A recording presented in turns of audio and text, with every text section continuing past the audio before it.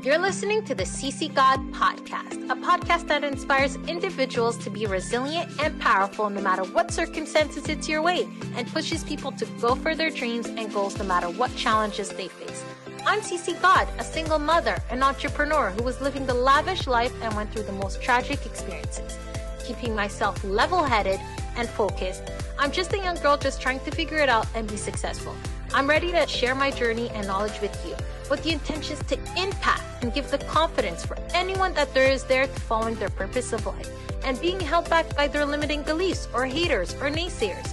If you're looking to improve your life, business, and relationships, this is the podcast for you.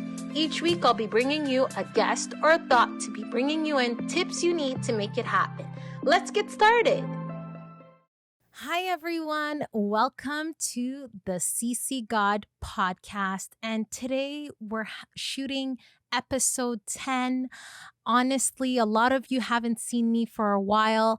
I was very sick and very ill.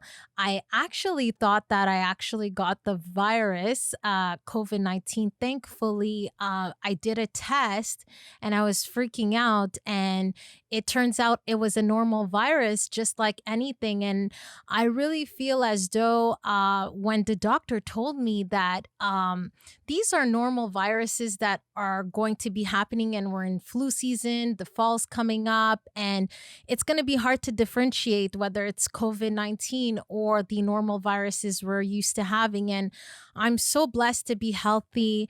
I was on antibiotics. It wasn't really me. So I just want to apologize to all of my audience. I know that weekly, I like to be consistent with my weekly episodes and, giving you guys inspiration, because I know that right now it's a really uncertain time for everybody. And I just want to say, I hope everyone is doing well, and I love you guys. I've been trying to also stay in touch with some of you guys via social media. If you're not following me already, follow me on Instagram. Sisi God is the handle, so it's SISIGOD, my real last name. And so after that, after I got sick, my voice wasn't really the part to shoot a episode because I literally had no voice. But also my daughter, as you guys may already know, her name is Adonis. She also ended up being sick, and it was like, oh my God, all hell break loose. My little angel is sick. And mommy duty, for those of you who are mothers, I just want to say it's just not easy. I want to shout out to all the mothers.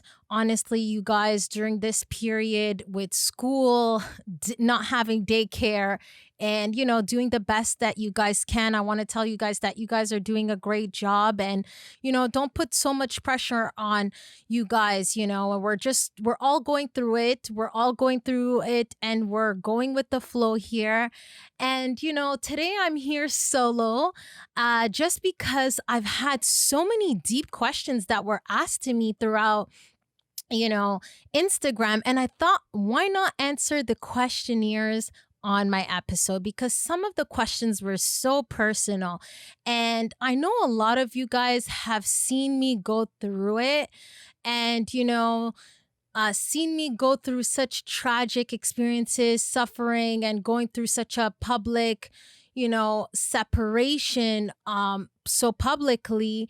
And, a lot of you have questions, and I thought, why not get to know who Sisi God is? So today is just about me and you guys, obviously, and all the questions that you have for me. It's for the audience. It's for the people who support me. I want to say thank you so much to all of, the guests that came onto the Sisi God podcast. I try to bring you guys, the best entrepreneurs, the best celebrities, people who I feel as though are inspiring to uplift you guys. And, I do this podcast for positivity because a lot of negativity is going on around our world. And just to walk and, a lot of you who follow me do know this, but I did transition from Montreal to Toronto. And just that change of, living in Toronto was, it was so different. And prior to that, I used to live in Toronto, and I'll tell you what, I really thought, I want to get away from the media and like, just Quebec and go back to where I was from, like Toronto prior to my relationship. And so when me and my daughter came here, I didn't expect to get a lot of love from certain people and for certain people to recognize us and, show us love. I really thought we were really known just in Quebec. And to see so many supporters, even following my podcast because it's so dear to me. And I'll tell you why, because prior to this, I always wanted to start a podcast. And I think that the quarantine and COVID-19 was such a positive thing, sorry, for a lot of us because it's sort of took us out of our comfort zone. And I see a lot of friends are starting a new business and, some of them are going through it. All of the businesses are suffering right now. We have to be really patient. And, with COVID-19, I was like, I'm not going to sit here and just sit down. I know that there's no New York Fashion Week. The fashion industry has taken a toll and it's affected my new collection and my whole, business. But why not start a podcast? It's something that was so dear for me, but I just I had so much fear because of the imposter syndrome. Oh no, you're not good enough. Don't do it. Although I have a background in communications and, it's something I've always wanted to do. And I was like, you know what? COVID-19, let's start it at home. Let me see. It was just a hobby I was doing for fun. And it literally became my job, my passion. And, I was able to turn this into something special. So, and I wouldn't be able to do this if it wasn't for my listeners. And I just want to say a lot of them are ladies and women. And I am so proud of you guys.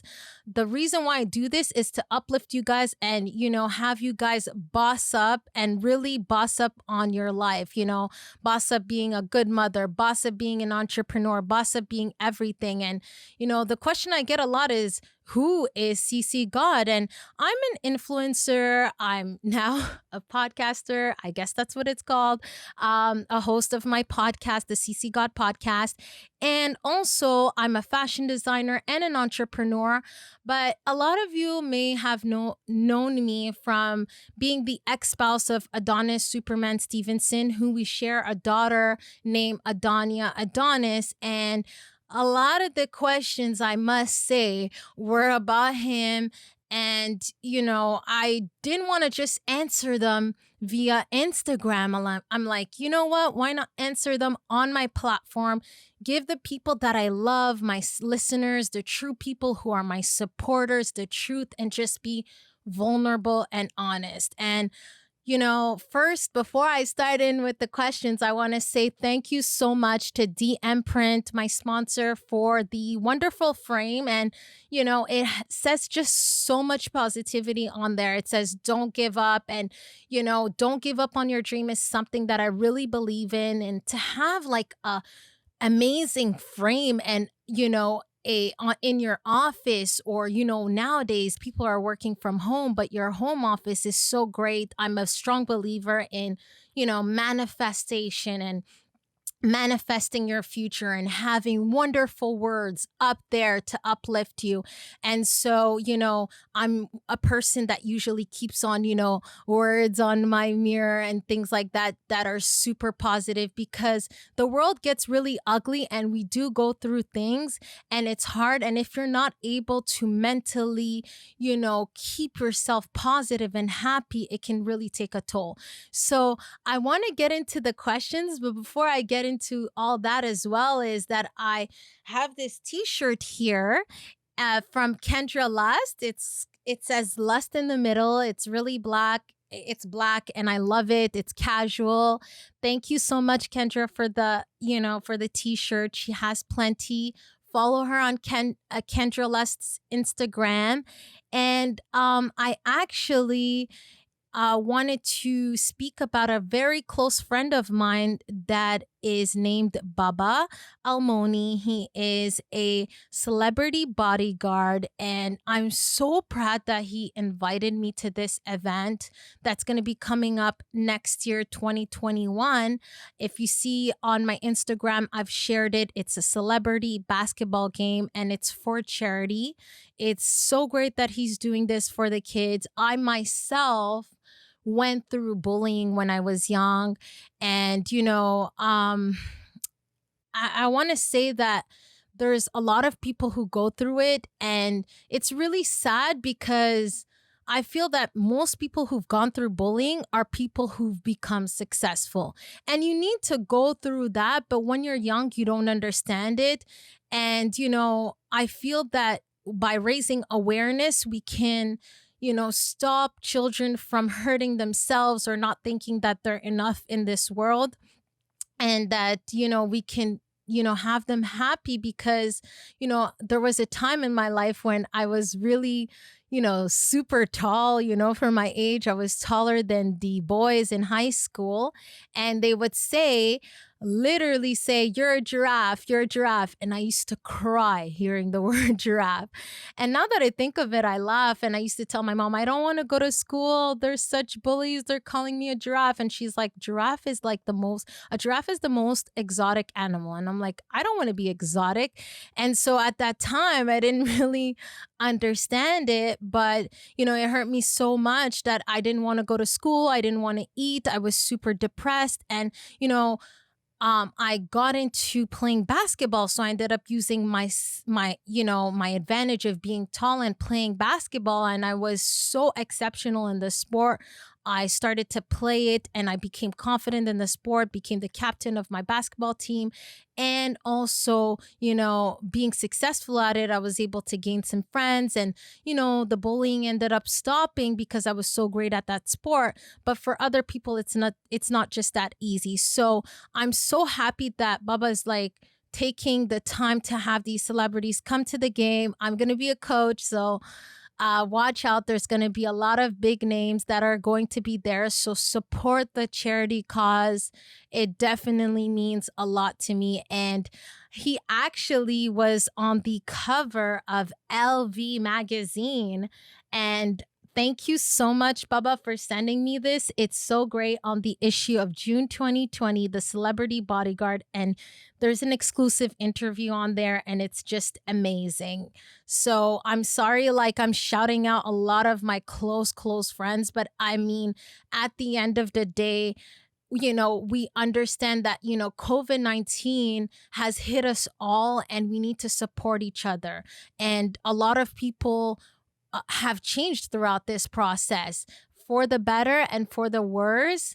But I've seen a lot of people, change so drastically and be, closer to God, or have faith, or, take on a different project or initiative because they believe, life is short, or get married. So a lot of things are changing, and COVID is teaching us a lot. But enough about that. I actually want to get into the questions that you guys asked me, because it's all about you guys and not about me. So let's get into the questions. I'm just going to pull them up here because there's a few here. So that being said, let's start with the first question.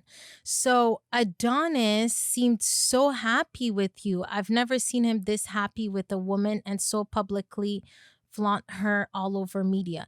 You weren't a trophy wife, but you guys represented Black love in Canada, and especially in Quebec. My girlfriend and I used to look up to you guys, and I used to see you always with him, and everywhere. He kept you near him at all times. Do you think the family was jealous of your relationship with him and being so happy with you? Wow, that's just a deep question. I told you the question's really deep. I do feel as though me and my ex-spouse had a wonderful relationship prior to, the injury. And, I've did the best that I can after the injury for a year to, keep our family together. But it is hard when you don't have family support, especially when a person endured such a tragic injury, such as, my daughter's father, because it's an injury that completely changed the person and you need family support. And prior to that, I would say the tension came from us being so in love. My ex used to treat me like a queen. We had such a wonderful relationship, and the fruit of the relationship came my daughter Adonia. And so in that relationship, um it has taught me a lot. And I remember him say specifically that his family weren't really happy with the fact that he found somebody, and, they weren't really happy for him to be in a serious relationship. They weren't really encouraging that. So I don't know if I would say jealous, but I did feel that there was tension. They didn't like me from the start. And also, he would express that to me. And it was frustrating for him that they weren't supporting his relationship because we were taking on things to the next level and we were being serious and we were building a $2 million home. And, we had such big projects, like, in, that we were building, and, post boxing, like post career retirement, those were things that we were thinking about, and like projects for our daughter. So it was really tough, I would say, with the family. But the thing is that made it different is that he would defend our relationship because he was so in love and he was able to keep them at a place. But once he got the injury, it got difficult because he needed to be protected, in the sense that he was so fragile that he can't even defend me. He can't even defend himself. So I was the one defending him in terms of other people and just trying to keep him protected and looking out for his best interests. So it's definitely hard for those of you. I've had some ladies write to me also on social media, but it's definitely hard when you don't have a family support, when you're in a serious relationship, I would say. So we'll get to the second question. So, are you single? Yes, I'm single. I know a lot of people sometimes don't know and they still think that we're in a relationship, but I am single and I'm not looking as well right now. I'm looking to really focus on my career, focus on my daughter. And yeah. So the third question. I recently saw a picture of Adonis on Facebook and a random video on Twitter, and he was not shaved and looked unclean. It broke my heart to see the champ look unclean. I certainly saw the difference when you were caring for him. He seemed very clean. It's sad to see a world champion look like that. Do you think he will remember all that you did for him? Wow. Well, I this is the thing. I always I at a time I really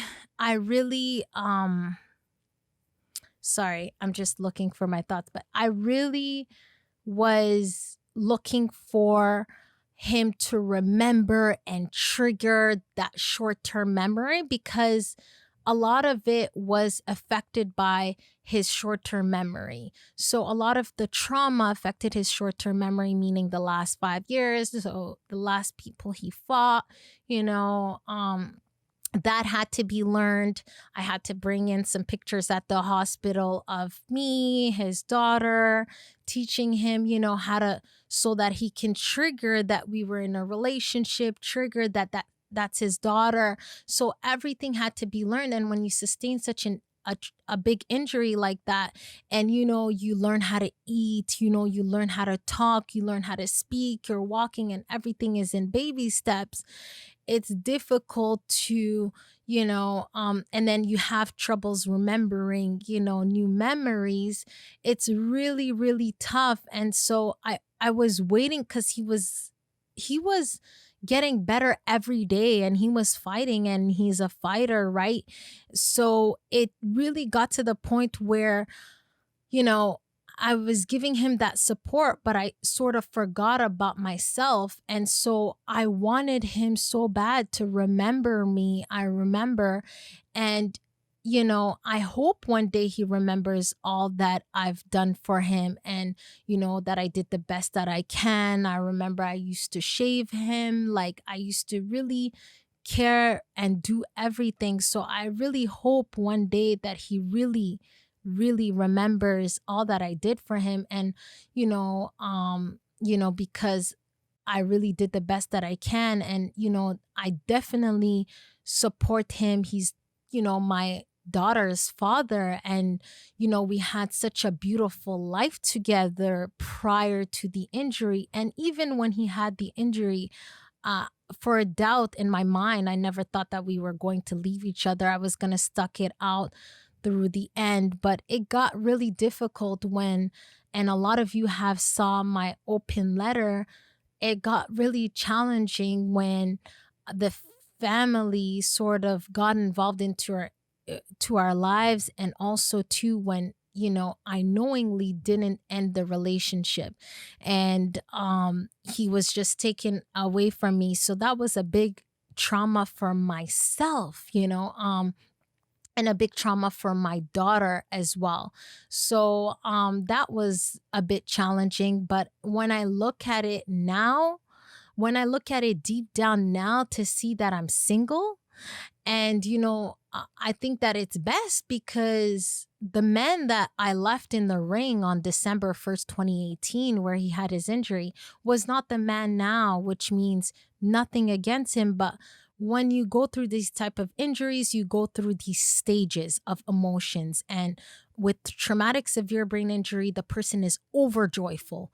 Or, for instance, he would cry and be like, I love you so much. I love our daughter, or be uncontrollably aggressive. And sometimes it would get to the point where it would be aggressive with me. And, with boxers, and, you look at Aaron Hernandez, even football players, CTE and traumatic severe brain injuries are a really, you know, it's a really big thing. And it has an effect on the brain and how the brain operates and its emotions. And so it seemed as though I was in a relationship and I'm loving this person that left us in the boxing ring, and then I'm upkeeping with his family and hoping that he comes back that way.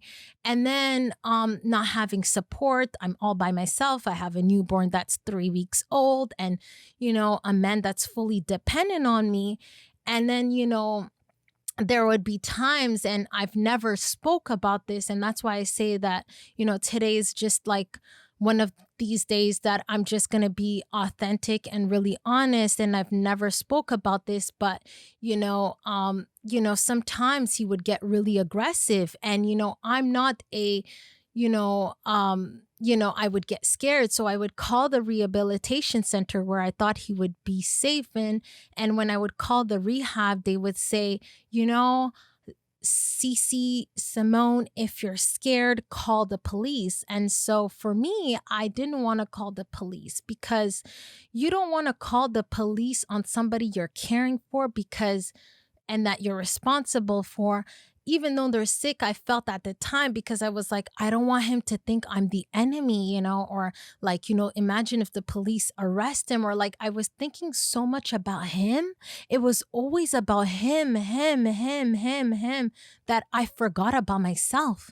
I forgot about a newborn baby who needs more attention than my man, unfortunately. And my baby deserves to have her mother give her that attention. I lost such, important moments of my daughter crawling because I spent time in the hospital while my, ex was learning how to speak, how to talk. I was losing those moments those moments with my daughter. And that was such a big thing for me. And I never realized that until the end. So, I mean, until he was taken away from me. So, for me, that was so deep, it was so deep in the sense that, I realized, I said, wow, this was a blessing, because people would look at me and say, how are you in a relationship with a half man? And it's not to be rude, it's factual. Unfortunately, you can't be the only functional person in the relationship. And I was taking on so much and no support and doing everything. And the other person is incapable of loving you, not because they don't love you, but they're incapable because of their deficits and their mental incapacity. So for me, it was really hard. And you're not, also your needs as a woman, you're not being taken care, it's not being taken care of. Not to be rude, but it's just a reality. And I'm 28 and my ex-spouse was 15 years older than me, you know 42. And the thing that people don't realize is that we met in our early 20s. So it was really, really, really hard for me. Sorry, I'm like going in on the questions, but it just triggers these things for me, and it allows me to think back on what my life was. And I literally stopped creating, stopped doing my clothing, stopped my businesses. Everything was about him, his business, his brand, branding him. And, I forgot about me, my daughter. And so I'm so happy to have done the work of positivity. And a lot of you see me interviewing all of a sudden being positive, smiling. It's because I did that work. I did that work, and I realized I can't control outsiders. I can't control the people that want to be rude, the family. I can't control other people, but what I can control is myself. And when you're in these situations, you have to think, what can I do to better myself? I understand. And if you're not doing anything good, you won't have people who are trying to ruin your success. Anybody that you see when it comes to entrepreneurs I spoke to, celebrities that I spoke to, nobody is successful without people trying to bring them down, people trying to hurt them, people who are jealous of their lives, who want to hurt them, who don't want to see them win. If you don't have these people in your life, there's something wrong going on. So you just have to accept it and cope with it, and, focus on yourself, and, make sure that your mental health is in check. So now I'm going to get to the other question. It says, do you think Yvon Michel, Adonis's promoter, sorry, is exploiting Adonis? I heard he is on the tutorship council managing Adonis with the accountant and family, and Stevenson isn't boxing anymore. Wow, that question really surprised me, how people can know so many details of our lives.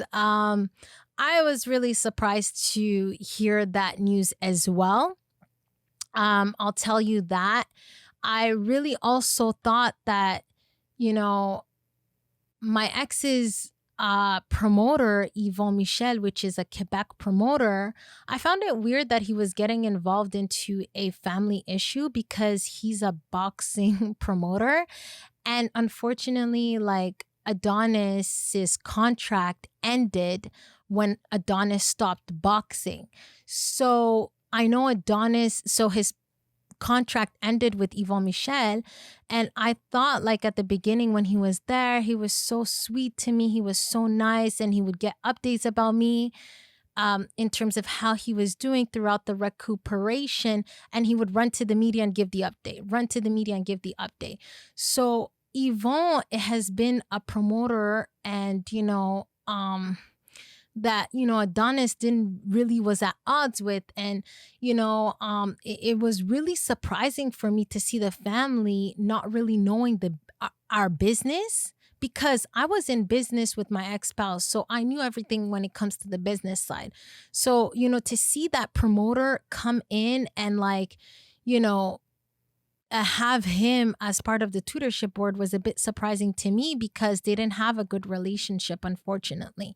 So that was a little bit surprising and shocking for me. And to have seen him comment on me in the media, in the Quebec media, was really shocking because I'm not one of his fighters. And then you have to look at, why are you saying things that aren't factual? And why are you sticking so hard to painting this image, and saying comments that are unnecessary about me? I found it really shocking and surprising. It hurt me a lot, to be quite honest with you, because here you have like a promoter that's, a professional that shouldn't be involved into family issues. And then you have him, involved into somebody who has a traumatic severe brain injury, who's in a fragile state, who doesn't remember not being in good terms with you. And then now, the family has implemented him in, the business. So that was a little bit shocking. Et de Hall et de notre part, l'objectif, c'est de trouver une façon pour que ça puisse se faire. Toi, Denis, en tant que boxeur, tu sais, t'es un gars fier. Est-ce que ça te dérange que la business se mette dans le chemin de ton objectif? Mais écoute, si ça me dérange, parce que le problème, c'est que c'est des affaires de contrat et toutes ces affaires-là. Fait que souvent, toi, t'es journaliste, il y a des affaires que tu peux pas contrôler. Fait que c'est comme le boxeur. C'est comme le boxeur, des fois, il y a des affaires qu'on peut pas contrôler, que t'es fâché ou que t'es pas fâché. Mais il y a des affaires que tu peux pas contrôler, puis c'est pas juste de mon côté, il y a de l'autre côté aussi. Faut que ça se fasse, alors c'est plus difficile. Qui est le plus grand perdant, le boxeur ou l'amateur? Mais le plus grand perdant, mais pas perdant, parce que c'est sûr et certain que ça va se faire. Ça va se faire à un moment donné, puis je pense que quand ça va se faire, les amateurs vont être gagnants, puis je vais donner ça aux amateurs, unification de titre. Vous savez, ça a pris 5 ans, Pacquiao Mayweather. Ça fait quand même pas si longtemps, ça fait 1 an qu'on parle de ça. Ça va être réglé avant que les 5 ans se produisent, je garantis. 2016, écoute, on est en train d'essayer de s'organiser pour contrôler l'aspirant obligatoire. Peut-être qu'à un moment donné, le champion va préférer se battre en unification que contre l'aspirant obligatoire. En tout cas, on met toutes les pressions qu'on peut. Like I said, we just spoke about this. There's things that you cannot control. And no matter how bad the journey gets when it comes to life, you have to remember that, you need to focus on the things that you can. And that's what I learned to do. So let's move on to the other question. Now, do you ever think that karma got caught up with his checkered past of abusing women and using women for financial gain? I mean, the champ can't ever enjoy his money with his mental disability, and that if he died in the ring that night, he would have more respect and he would keep his legacy. Wow. I don't know. To me, I can't say what the future would be, because I don't know what the future would have been. But if I know one thing, is that the person that I knew before was such a great person, and that wasn't the person that I knew. And I can't say that. Only God knows. And to me, he will never be the somebody that, the enemy. He is the father of my daughter. I put a lot of respect. He's put in so much of his life into the ring, and I respect him for that. And I honestly wish him the best. So yeah. So now I think this is the last question. Would you ever let your daughter box after seeing Adonis lose his mind through sport of boxing? Wow.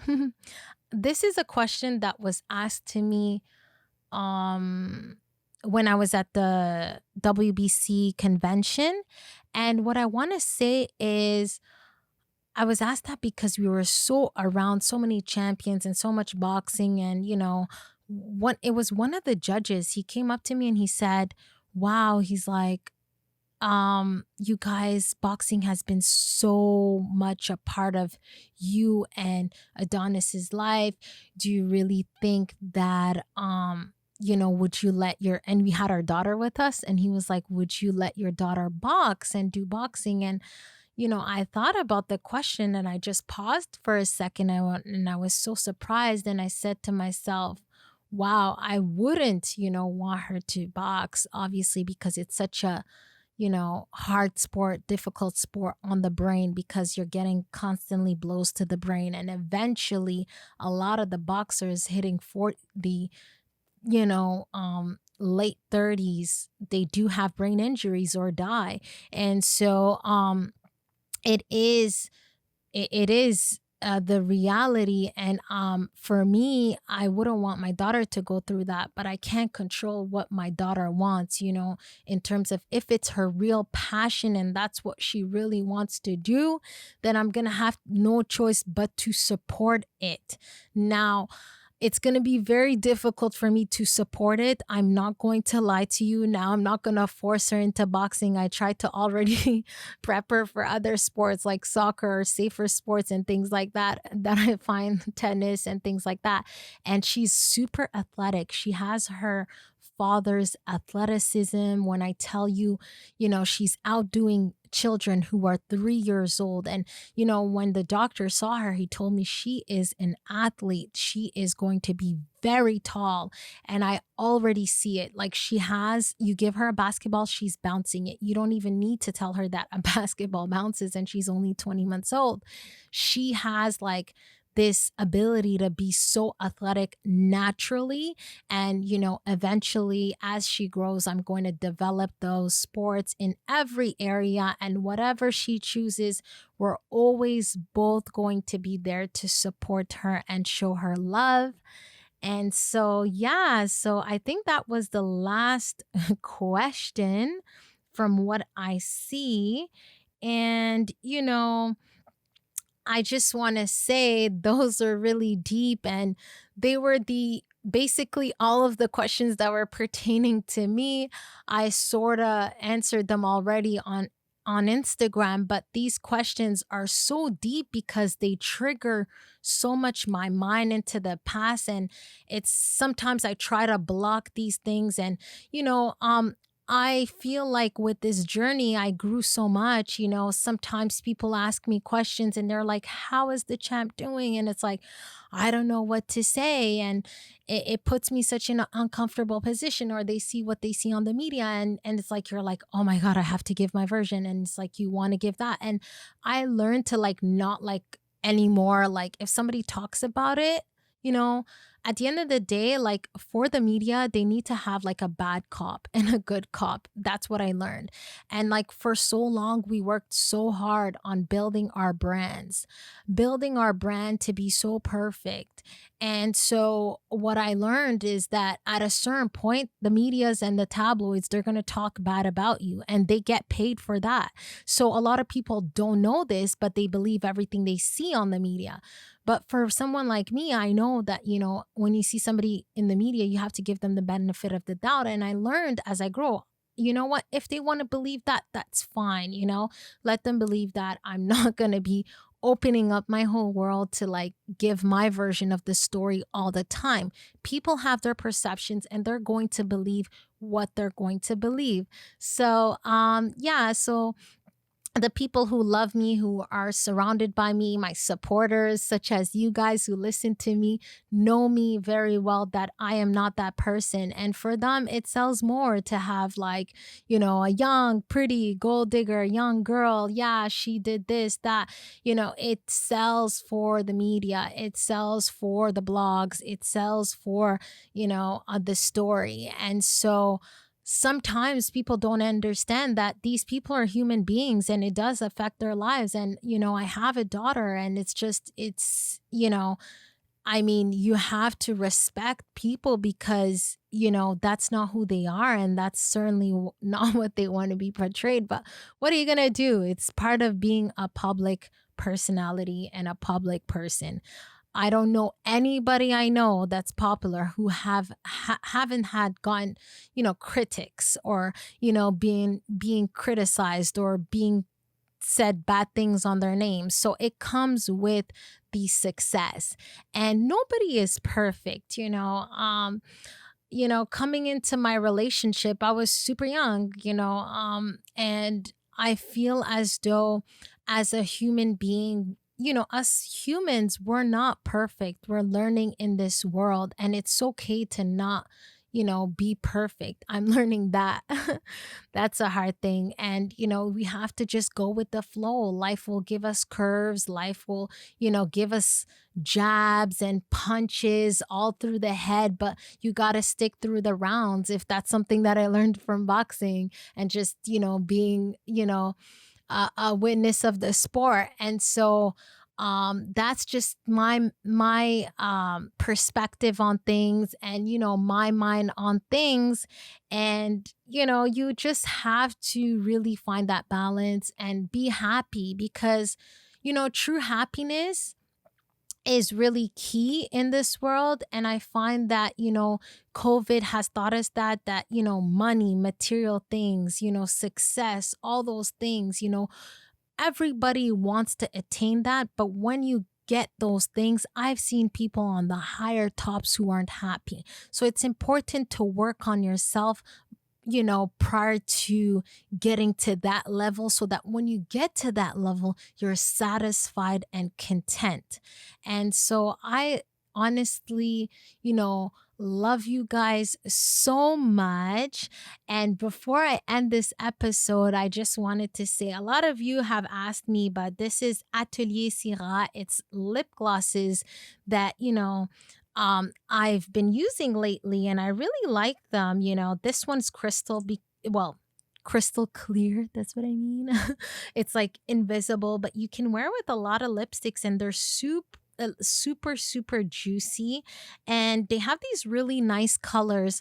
For instance, they have like a pinky that I like to wear during the summer, a mocha color that's more like fall, and these beautiful colors. And I just want to thank her so much for sending me these lipsticks. Not lipsticks, I mean lip glosses. I really love them. They're super juicy, super moisturized, and they make your lips look really big. That's the style now. So I'm not one on doing injections, or I like to keep it natural, but a good lip gloss goes a long way. So I just wanted to say that thank you guys so much for tuning in into this episode of the Sisi God podcast. And next episode, I am going to have somebody special. I wanted to say the name, but I'm not going to announce it yet. So once I do, I need to get the confirmation. I would love it if you guys can tune in, subscribe, watch, comment, and, really support a girl out. So I love you guys, and you girls need to boss up. And when I say boss up, I'm saying, boss up your life, be happy, boss up in anything you do, because I believe in you guys and I love you. Take care.